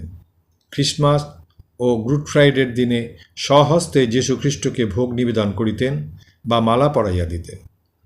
খ্রিস্টান ডি মেলো ধ্যান সম্বন্ধে তাহার উপদেশ চাহিলে তিনি জিজ্ঞাসা করিলেন, কাকে ভালোবাসো? সাহেব বলিলেন, যীশু ও ঠাকুর উভয়কে। বরাবর কাকে ভালোবেসে এসেছ? ডি মেলো যিশুর নামই করলে লাটু মহারাজ বিধান দিলেন, দেখো যিশুকেই ধরে থেকো। ঠাকুরের নিকট শিক্ষাপ্রাপ্ত লাটুর সত্যনিষ্ঠা ছিল চমকপ্রদ। একদিন তিনি বলিয়াছিলেন যে জনৈক ভক্তের বাড়িতে বিগ্রহ দেখিতে যাইবেন। সেদিন বৃষ্টি হইয়া রাস্তায় জল দাঁড়াইয়া গেল। তথাপি লাটু এক হাঁটু জল ভাঙিয়া ভিজা কাপড়ে যথাসময়ে দ্বীপ্রহরে সন্মুখে উপস্থিত হইলেন। স্বামী অদ্ভুতানন্দের একটি অভ্যাস ছিল এই যে শাসনের প্রয়োজন হইলে অপরকে শাসন না করিয়া নিজেকেই শাসন করিতেন, আর উপদেশ দানাকালে অভিমান দূর করিবার জন্য নিজের নিরক্ষরতার স্মৃতি সর্বদা জাগাইয়া রাখিতেন। একদিন এক ব্যক্তি অত্যন্ত বেয়ারাভাবে তর্ক করিতে থাকিলে মৃদু ভৎসনায় কাজ হইতেছে না দেখিয়া তিনি বললেন, তুমি এমন বকুনি খেলে হাসতে তোমার লজ্জা করছে না? এমন বেহায়া তুমি? তার্কিক সর্বভূতে একই ব্রহ্ম বিদ্যমান এই অদ্বৈত সিদ্ধান্তের অপপ্রয়োগ করিয়া উপহাসক্রমে বলিলেন, আপনি তো আমায় ধমক দেননি, নিজেই নিজেকে ধমকাচ্ছেন, এতে কে না হাসবে? লাটু মহারাজ তখন আত্মস্থ হইয়া বলিলেন, হ্যাঁ, লাল কাপড় পরেছি, ভারী সাধু বনে গেছি আর কি। একটা ছোট কথা শুনলে এখনও ভেতর থেকে ফোঁস বেরোয়। কাহাকেও কোনো উপদেশ দিবার পর তিনি বিড়বিড় করিয়া বলিতেন, ভারী সাধু হয়েছি যে বাপ, পরকে উপদেশ দিতে যাচ্ছি। আরে তুই কি উপদেশ দিবি? ওরা তোর চেয়ে কত বড়, কত শিক্ষিত। এই পদ্ধতিকে তিনি বলিতেন উল্টো পাক দিয়ে মনের পাকগুলোকে খুলে দেওয়া, আর সঙ্গে সঙ্গে হাত উল্টো পাক দেখাইয়া দিতেন। লাটু মহারাজ একদিন কোনো এক ভদ্রলোকের গৃহে নিমন্ত্রিত হন। বাড়ির লোকেরা অনেকেই তাহাকে চিনিতেন না, সুতরাং গেরুয়াধারী সন্ন্যাসীকে পংক্তি হইতে পৃথক করিয়া বসাইলেন এবং পরিবেশনকালে তেমন মনোযোগও দিলেন না। অকস্মাৎ গৃহকর্ত্রী সেখানে আসিয়া এবং অবস্থা দেখিয়া কান্নার সুরে বলিতে লাগিলেন, আমার কি হবে গো, সন্ন্যাসীকে খেতে বসিয়ে দেখলুম না। নিরভিমান স্বামী অদ্ভুতানন্দ যতই সান্ত্বনা দেন, গৃহিণী ততই গৃহের অকল্যাণের ভাবনায় বিলাপ করেন। ইহা দেখিয়া তিনি সেই আসনে বসিয়াই গৃহের মঙ্গলের জন্য 2-4 মিনিট জপ করিলেন। শ্লীলতার জ্ঞান ছিল তাহার আবার অপূর্ব। 1907 খ্রিস্টাব্দে দুর্গাপূজার সময় শ্রী শ্রীমা জয়রামবাটি হইতে আসিয়া বলরাম মন্দিরে 1 মাস ছিলেন। গাড়ি হইতে নামিয়া তিনি প্রিয় সন্তান লাটুকে দেখিয়া যেই বলিলেন, বাবা লাটু, কেমন আছো? লাটু অমনি উত্তর দিলেন, তুমি ভদ্র ঘরের মেয়ে, সদর বাড়িতে কেন আমার সঙ্গে দেখা করতে এসেছ? আমাকে তো ডেকে পাঠালেই পারতে। খেয়ালি সন্তানের ভব্যতা দেখিয়া মা হাসিতে হাসিতে উপরে চলিয়া গেলেন। কখনো কখনো তিনি আবার মায়ের সম্বন্ধে বেদান্ত বিচারও করিতেন। মা জয়রামবাটি ফিরিবেন, লাটু মনের বিষাদ ঢাকিবার জন্যই বোধহয় নিজের ঘরে দ্রুত পদচারণ করিতে করিতে উচ্চস্বরে বেদান্ত বিচার করিতে লাগিলেন। সন্ন্যাসীর কে পিতা কে মাতা, সন্ন্যাসী নির্মায়া। মা নিচে নামিয়া উহা শুনিলেন এবং দ্বার প্রান্তে আসিয়া বলিলেন, বাবা লাটু, তোমায় আমাকে মেনে কাজ নেই বাবা। আর যায় কোথায়? স্নেহের স্পর্শে বেদান্ত ভাসিয়া গেল। লাটু মায়ের পদতলে লুটাইয়া কাঁদিতে লাগিলেন। মাও তখন অশ্রুসিক্তা। মায়ের চক্ষে জল দেখিয়া লাটু আবার তাহাকে প্রবোধ দিতে লাগিলেন। বাপের ঘরে যাচ্ছ মা, কাঁদতে কি আছে? ইহা বলিয়া স্বীয় উত্তরিয়ে মায়ের অশ্রুমোচন করিলেন। মায়ের সম্বন্ধে লাটু মহারাজ একদিন অন্তরের কথা প্রকাশ করিয়া বলিয়াছিলেন, মাকে মানা কি সহজ কথা রে, তিনি যে স্বয়ং লক্ষ্মী। লাটু মহারাজ সাধারণত গাম্ভীর্যপূর্ণ হইলেও তাহার রহস্যবোধ যথেষ্ট ছিল। বলরাম মন্দিরে অবস্থানকালে তিনি প্রায়ই গিরিশবাবুর বাড়িতে যাইতেন। তিনি শুনিয়াছিলেন গিরিশবাবু স্বরচিত কালাপাহাড় নাটকে প্রচ্ছন্নভাবে লাটুর চরিত্র অঙ্কিত করিয়াছেন। একদিন গিরিশবাবুর কি কথার উত্তরে তিনি বলিলেন, মনকে ছাদো মনকে বাঁধো, মনকে দিও না লাই, আগুর কথা পিছু করো, হুঁশিয়ার রহিও ভাই। গিরিশবাবু কথাটার উদ্দেশ্য ধরিতে না পারিয়া কহিলেন, বড় ঠাড়ে ঠোড়ে কথা হয়ে যাচ্ছে যে সাধু। লাটু কালাপাহাড় রচনার প্রতিশোধের সুযোগ পাইয়া বলিলেন, সেই ভালো, না হলে কালাপাহাড় জমবে কেন? অর্থাৎ তুমিও তো কম ঠাড়ে ঠাড়ে কাজ সারো নাই। ওই সময় প্রায় 6 মাস কাল লাটু অনিদ্রারোগে ভুগিয়াছিলেন। গিরিশবাবুর বাটিতে উপস্থিত হইলে মহাকবি তাহাকে গল্প করিয়া ঘুম পাড়াইতেন। বস্তুত গিরিশবাবুর সহিত তাহার খুব হৃদ্যতা ছিল, অথচ গিরিশবাবুর অসুখের সময় তাহাকে ডাকিয়া পাঠাইলেও তিনি যাইতেন না। কেহ নেহাত পীড়াপিড়ি করিলে বলিতেন, দেখো গিরিশের কষ্ট আমি দেখতে পারি না। তাহার অনুরাগ কত গভীর ছিল তাহার পরিচয় পাওয়া গেল গিরিশবাবুর দেহত্যাগের দিন, 1912 খ্রিস্টাব্দ 8ই ফেব্রুয়ারি। সংবাদ পাইয়া লাটু মহারাজ শোক দমনের জন্য দিবসব্যাপী মৌনাবলম্বন করিলেন। পরদিন মৌন ভাঙিলেও সব সময় শুধু গিরিশের প্রসঙ্গে অতিবাহিত হইল। স্বামীজির দেহত্যাগের সংবাদ পাইয়াও তিনি অনুরূপ কারণে বেলুড়ে যান নাই, যদিও তিনি কলকাতায় ছিলেন, অথচ দুঃখবোধ ছিল তাহার সুগভীর। কাশীতে থাকাকালে বাবুরাম মহারাজের দেহত্যাগের সংবাদ পাইয়া তিনি 3 দিন স্তব্ধবৎ অবস্থান করিয়াছিলেন। কাশী হইতে একবার আলমোড়ায় যাইবার জন্য হরি মহারাজ সাদর আমন্ত্রণ জানাইলে লাটু মহারাজ উত্তর দিলেন, জীবের দুঃখে দুঃখিত হয়ে বিশ্বনাথ অন্নপূর্ণা এখানে বিরাজ করছেন, তাদের ছেড়ে আমি কোথাও যাব না। যাহা হোক, গিরিশবাবুর দেহত্যাগের পরে রামকৃষ্ণবাবুর একমাত্র পুত্র ঋষি অকস্মাৎ কলেরা রোগে দেহত্যাগ করিলে তাহার মন কলিকাতা হইতে উঠিয়া গেল। তিনি হয়তো তখনই চলিয়া যাইতেন, কিন্তু বাবুরাম মহারাজের বিশেষ অনুরোধে দুর্গাপূজা পর্যন্ত থাকিয়া বিজয়া দশমীতে কাশী যাত্রা করিলেন। যাত্রার পূর্বে বাসগৃহখানির দিকে তাকাইয়া 3 বার বলিলেন, মায়া মায়া মায়া। পথে বৈদ্যনাথ দর্শনান্তে কাশীতে সদল বলে পৌঁছিয়া তিনি অদ্বৈতাশ্রমে উঠিলেন, কিন্তু সেখানে স্থানাভাব দেখিয়া টেরি নিমে কুণ্ডু মহাশয়দের বাড়িতে চলিয়া গেলেন। এই বাটিতে সপ্তাহখানেক থাকিয়া সোনাপুরায় বংশী দত্তের বাটিতে আশ্রয় লইলেন। অতঃপর বাড়িওয়ালার আত্মীয়রা আসিতেছেন শুনিয়া 1913 খ্রিস্টাব্দের ডিসেম্বরের পূর্বে 68 নং পাড়ে হাউলির বাড়িটি ভাড়া লইয়া তথায় উঠিয়া গেলেন। প্রায় 4 বৎসর এই বাড়িতে অবস্থানান্তে তিনি 96 নং হারারবাগের ভাড়া বাটিতে উঠিয়া যান এবং সেইখানেই স্বধামে গমন করেন। কাশীতে বাসকালে একদিন শ্রী শ্রী মায়ের প্রতি তাহার সুগুপ্ত ভক্তি হঠাৎ নিজে পূর্ণ শৈশবে বাহির হইয়া পড়িয়াছিল। ভাষা ভাষা মাতৃভক্তির প্রতিবাদ কল্পে প্রায়ই তিনি বলিতেন, তোদের মা ঠাউনকে আমি মানে না। কিন্তু সেদিন বিশ্বনাথের পূজার জন্য পুষ্প ও বিল্লপত্র লইয়া রাস্তায় নামিয়া অকস্মাৎ বলিলেন, চলো আগে মার কাছে যাই।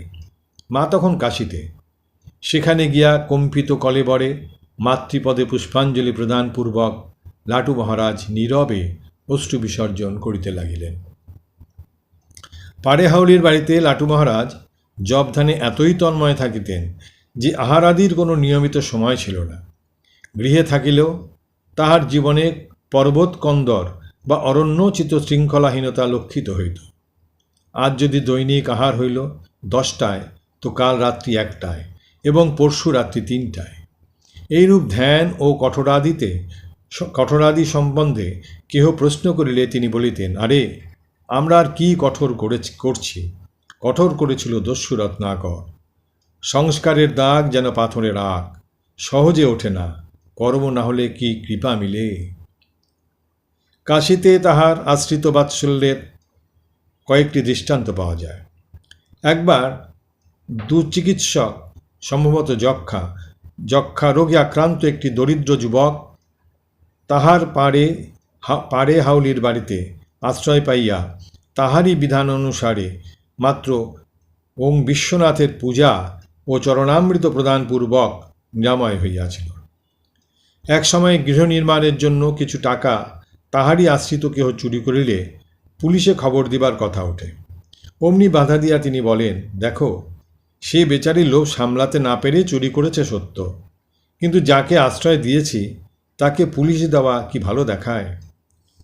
একবার জনৈক নিঃসম্বল ভক্তের অভিলাষ হয় যিনি কলিকাতা হইতে কাশীতে বিশ্বনাথ দর্শনে যাইবেন, কিন্তু একান্ত দরিদ্র, তাহার পক্ষে উহা কিরূপে সম্ভব হইবে। সংবাদ পাইয়া লাটু মহারাজ তাহাকে জানাইলেন যে কোনো প্রকারে এক পিঠের রেল ভাড়া সংগ্রহ করিয়া চলিয়া আসিলেই আর তার সব ব্যবস্থা হইয়া যাইবে। এই আশ্বাস পাইয়া ভক্তটি আসিলেন বটে, কিন্তু নিজেকে কপটদর্শূন্য দেখিয়া বড়ই মনক্লেশ অনুভব করিতে লাগিলেন।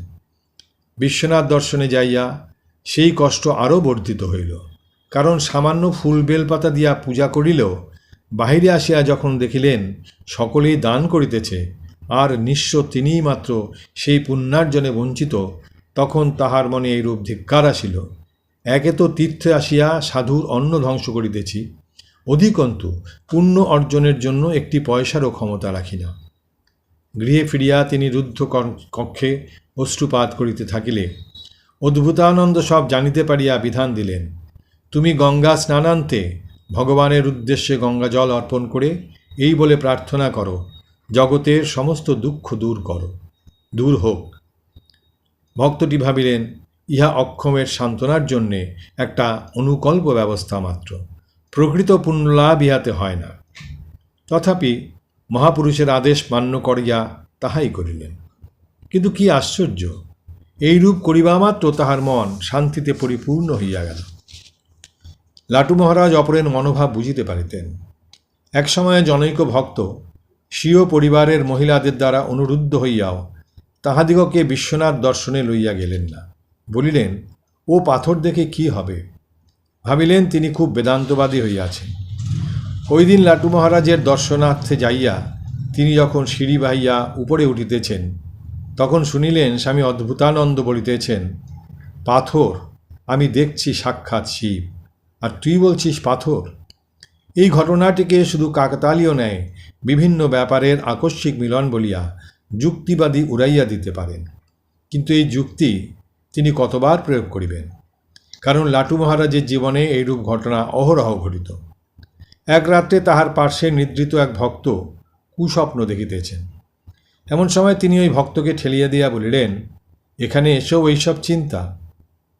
তাহার নিকট যেসব ভক্ত বা সেবক থাকিতেন, তাহাদের মনে ধ্যানকালে অপবিত্র ভাব উদিত হইলে অন্তর্দ্রষ্টা লাটু মহারাজ তাহা জানিতে পারিতেন এবং তাহাদের দৃষ্টি আকর্ষণপূর্বক বলিতেন, পবিত্র হও, পবিত্র হও, সৎ না হলে সৎস্বরূপকে জানতে পারবে না, ইত্যাদি।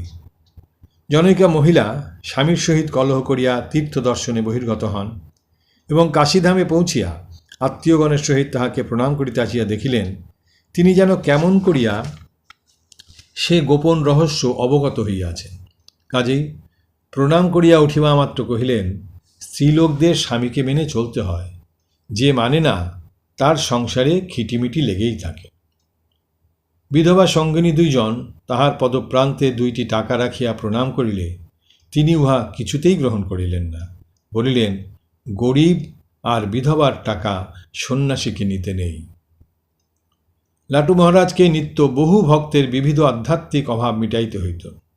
নিরক্ষর তাহার মুখে অবিরাম উচ্চ ধর্মতত্ত্ব শ্রবণের জন্য বহু শিক্ষিত ব্যক্তিও মন্ত্রমুগ্ধের ন্যায় দীর্ঘকাল বসিয়া থাকিতেন।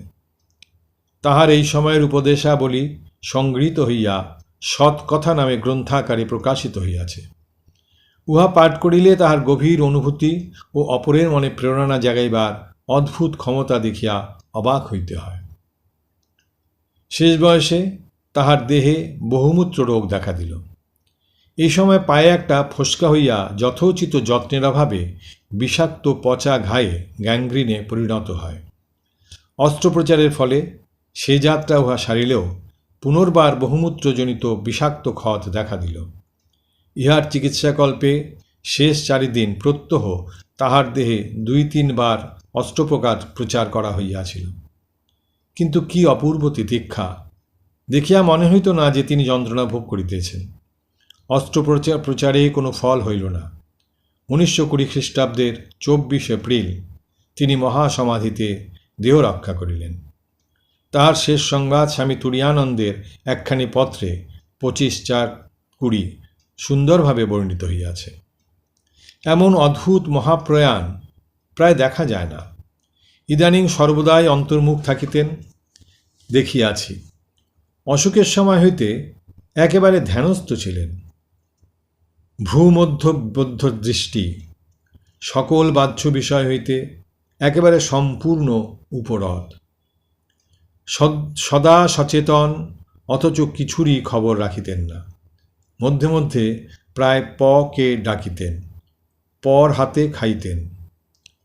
কখনো কিছু না খাইলে প বলিত, তবে আমিও কিছু খাব না।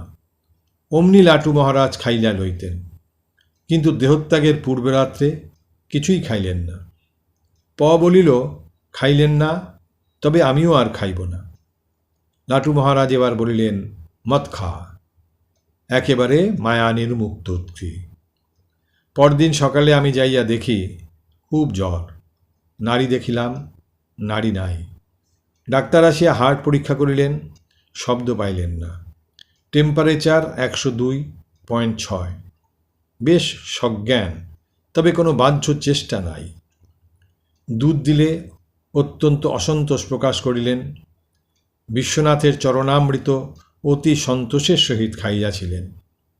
বেলা 10টার পর আমি বিদায় লইয়া পুনরায় 4টার সময় উপস্থিত হইব বলিয়া আসিলাম। বাটি আসিয়া স্নানাহারান্তে একটু বিশ্রাম করিতেছি, সংবাদ পাইলাম লাটু মহারাজ 12:10 সময় ইহলোক ছাড়িয়া স্বস্থানে প্রস্থান করিয়াছেন। আমি তাহাকে শেষ দর্শন করিবার জন্য 96 নং হারারবাগ বাটিতে উপস্থিত হইলাম। যখন তাহাকে বসাইয়া দিয়া পূজাদি করা হয়, তখনকার মুখের ভাব যে কি সুন্দর দেখাইয়াছিল তাহা লিখিয়া জানানো যায় না। এমন শান্ত, সকরুণ, আনন্দময় দৃষ্টি আমি পূর্বে কখনো লাটু মহারাজের আর দর্শন করি নাই। ইতিপূর্বে অর্ধনিমীলিত নেত্র থাকিত, এখন একেবারে বিস্ফারিত ও উন্মুক্ত হইয়াছিল। তাহাতে যে কি ভালোবাসা, কি প্রসন্নতা, কি সাম্য ও মৈত্রভাব দেখিলাম, তাহা বর্ণনার অতীত। যে দেখিল সেই মুগ্ধ হইয়া গেল। বিষাদের চিহ্ন মাত্র নাই। আনন্দের ছটা বাহির হইতেছে। সকলকেই যেন প্রীতি ভরে অভিনন্দন করিতেছেন। এ সময়ের দৃশ্য অতীব অদ্ভুত ও চমৎকার, প্রাণস্পর্শী। অদ্ভুতানন্দ নাম পূর্ণ করিতেই যেন প্রভু এ অদ্ভুত দৃশ্য দেখাইলেন। ধন্য গুরু মহারাজ, ধন্য তাহার লাটু মহারাজ। লাটু মহারাজের জীবন কথা এখানেই শেষ হচ্ছে। জননীং শারদাং দেবীং রামকৃষ্ণং জগদ্গুরুং পদপদ্মে তয় শ্রিত্বা প্রণমামি মুহুর্মুহুঃ।